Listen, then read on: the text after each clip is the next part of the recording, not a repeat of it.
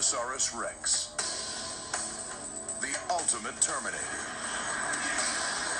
6 tons of bone-crunching bad dreams.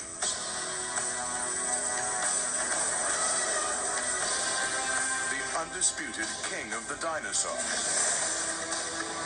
There has never been a serious challenger to its crown. It's one of the most mysterious dinosaurs ever discovered. Head like a crocodile. Meter-long jaws. A spectacular sail. And an overall body larger than T-Rex. Dr. Adam Britton, a reptile expert who works with saltwater crocs in northern Australia.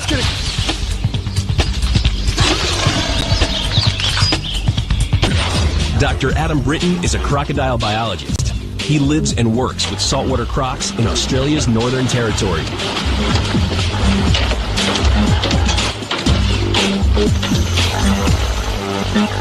I think I killed it. Croc researcher Adam Britton wondered how they could survive such a brutal ordeal. Crocodiles are very, very powerful animals. They fight all the time. Very territorial animals. And we all know how efficient they are with their teeth. At the very least, it's going to get infected. Bacteria are going to get in there. The animal's just going to die from some kind of septicemia. With crocodiles, it just doesn't seem to happen very often. And so, you know, why? Why not? What is it about these animals that stops them from actually really suffering very badly from these kind of injuries?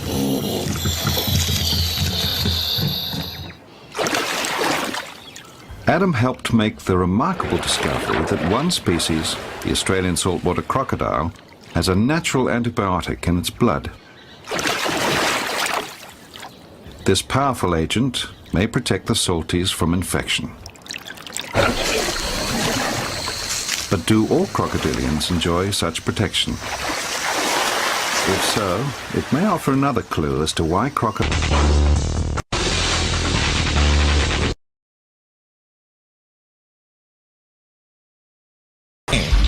Dave Salmoni, a big cat expert who's teaching captive tigers to hunt in the wild. Good one, good boy, good boy.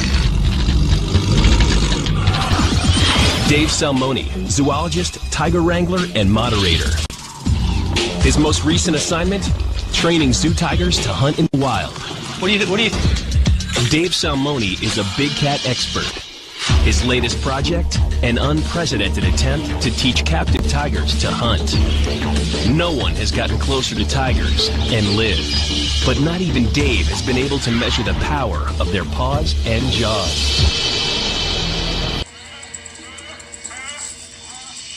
Instinctively, she goes for the throat, but she's not done yet. The female's doing a great suffocation bite, but she's missed it by a bit. She wants to move it over a little bit right here so that there's no air going through it at all. Hey, buddy.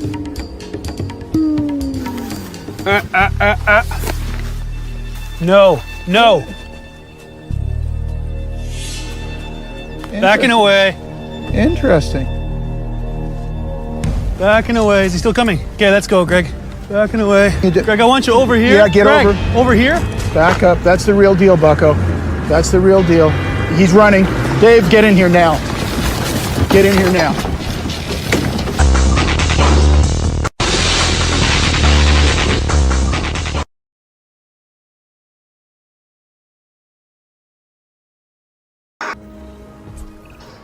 Okay, even I have to admit that this next dinosaur is impressive. The Spinosaurus is perhaps the largest of carnivores. Of course, I'll never get close enough to one to see for myself, but that's why I have you.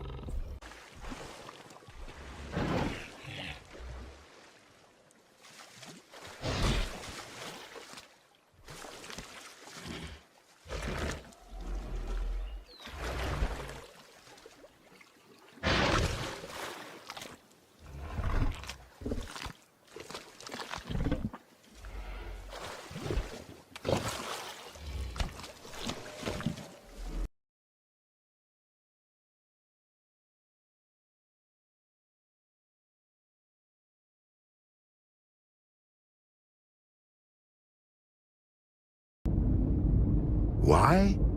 because the creature's head bears a remarkable resemblance to that of a crocodile. A really big crocodile.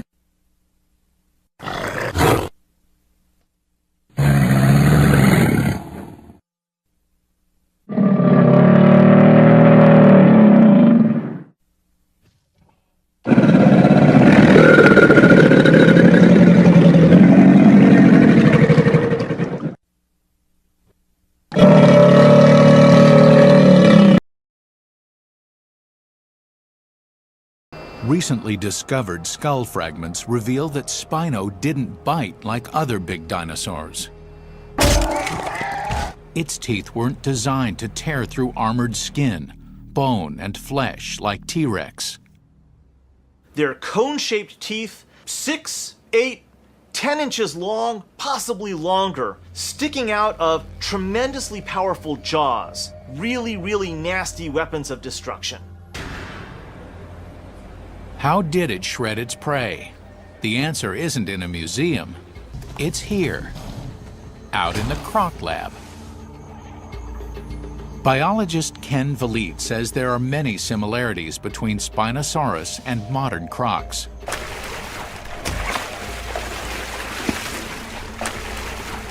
If you look at this skull as analogous to a Spinosaurus skull, we have a fairly low skull that's elongated with a slender snout and lined with these conical teeth.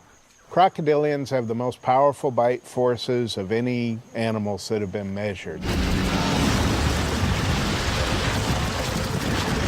They have a tremendous crushing power in their jaws, but they don't have teeth that are meant to tear and separate prey items into bite-sized pieces. So if your teeth don't cut it, how do you kill? They can grab a hold of a prey item and go into the death roll. And just by the mass of their body, they can tear an item off of a prey animal. Tearing an animal to bits in a death roll is brutal, yet effective. Spino was way too big to spin. But crocs have another terrible trick. Crocodiles will often take a large prey animal, grab some portion of it, for instance a forelimb, lift it up out of the water and sling it one way and then forcibly throw it the other way.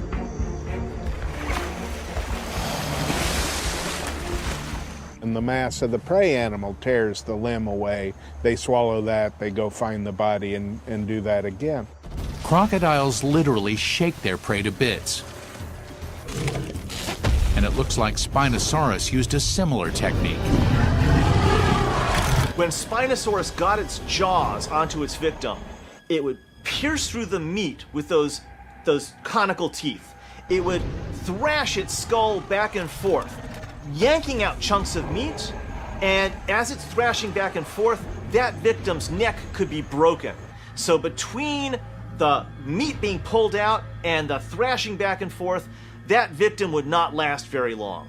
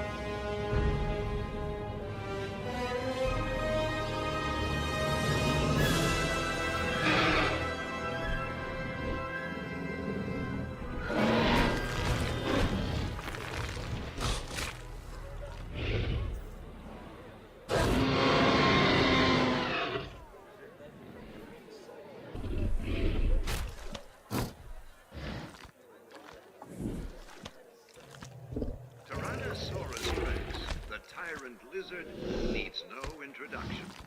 This illustrious theropod is one of the world's most iconic dinosaurs, and among the largest.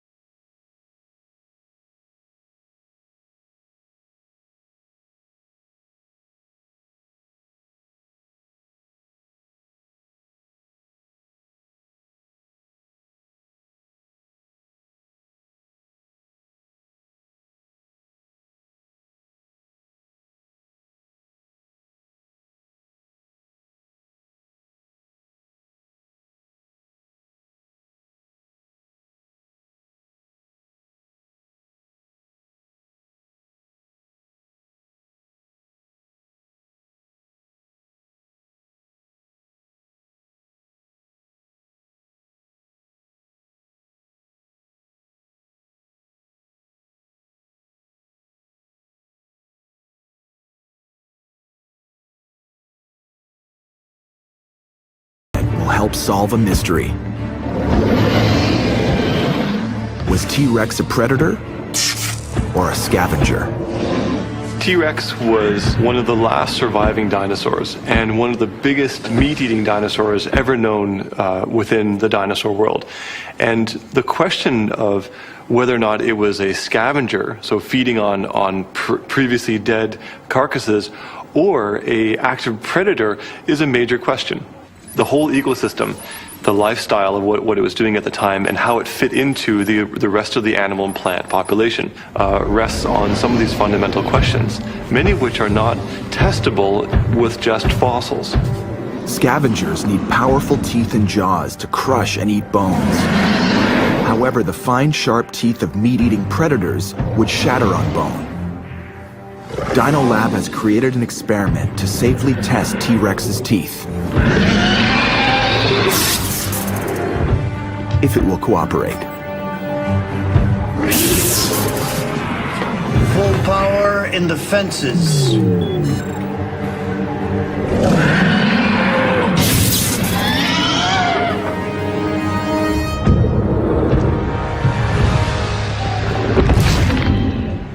High voltage shocks are designed to stop aggression, like a stun gun. Are we getting all his vitals? But there can be lethal side effects.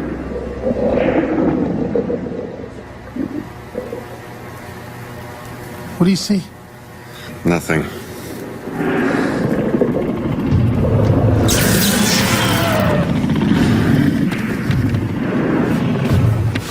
Are you okay? Yeah, it's fine. Don't worry about it.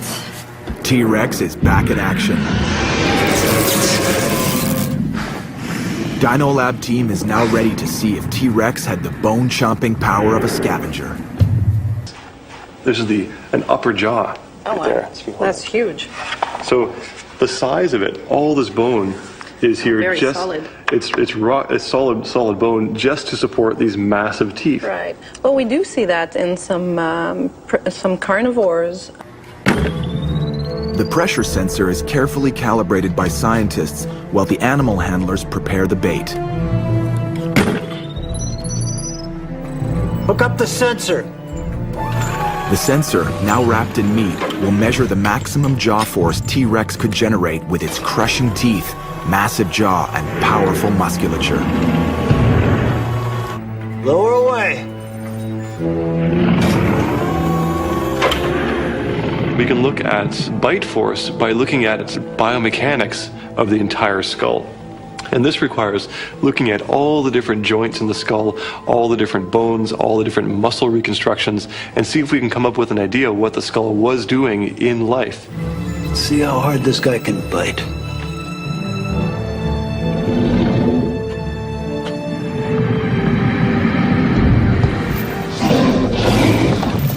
Lift the bait. Let's see if it bites harder. The sensor is not reading the power range required for a scavenger.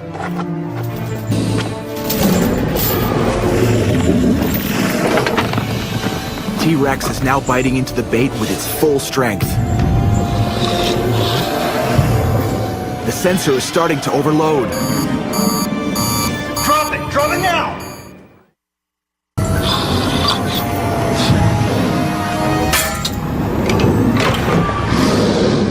T-Rex has proved it has the muscle power and bite required for scavenging on massive bones. These guys would have no problem picking up and even giving it a small toss in the air. T-Rex flies into a rage, furious that there is no tasty marrow at the heart of the sensor. Somebody's gonna have to go in there and retrieve the sensor. Dave, get in there and get the sensor. What? Are you serious? Okay. Just keep him busy.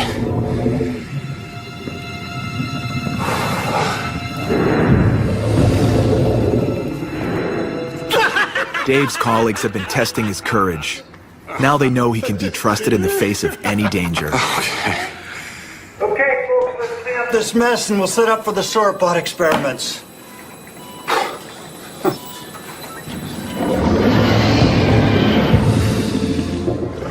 The biomechanics of T-Rex's very powerful jaw and colossal neck muscles would make it the perfect scavenger.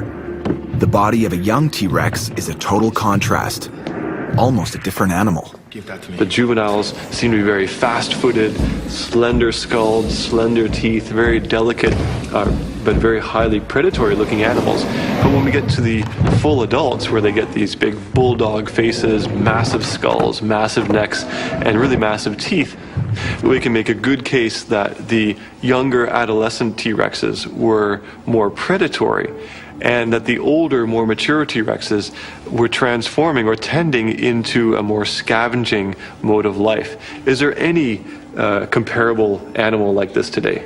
Well, actually, yes, the lion is a very good comparison, because in the lion pride, the females and the younger animals, which are comparatively smaller and lighter and faster, they're the ones who hunt.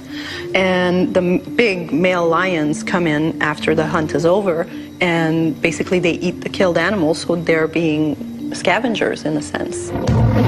The fleet-footed young T-Rex was a predator, and the massive muscular adult was more of a scavenger.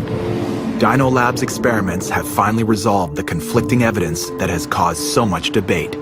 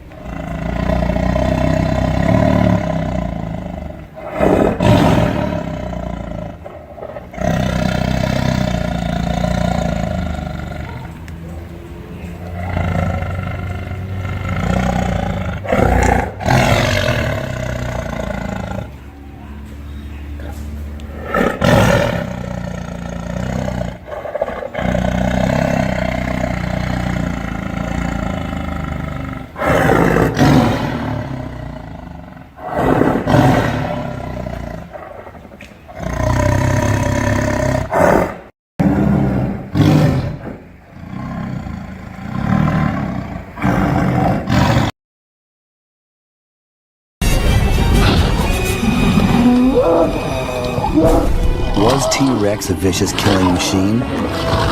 Was it the cold-hearted butcher we love to hate?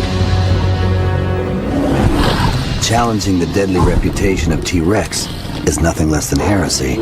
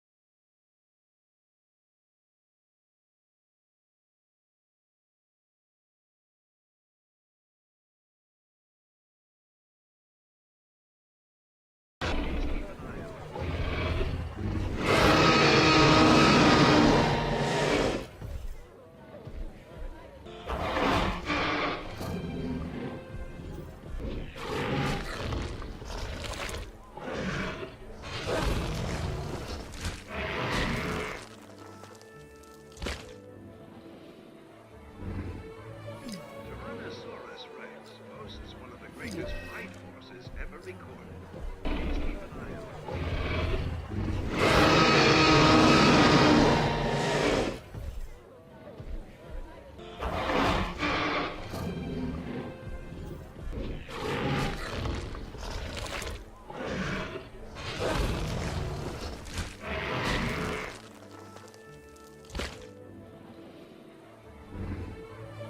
Tyrannosaurus Rex boasts one of the greatest flight forces ever recorded.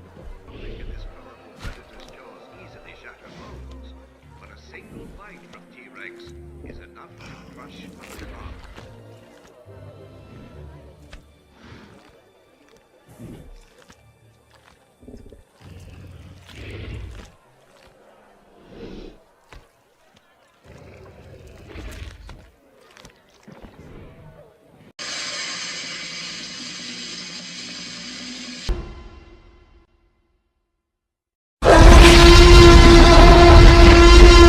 These creatures were here before us. And if we're not careful, they're going to be here after.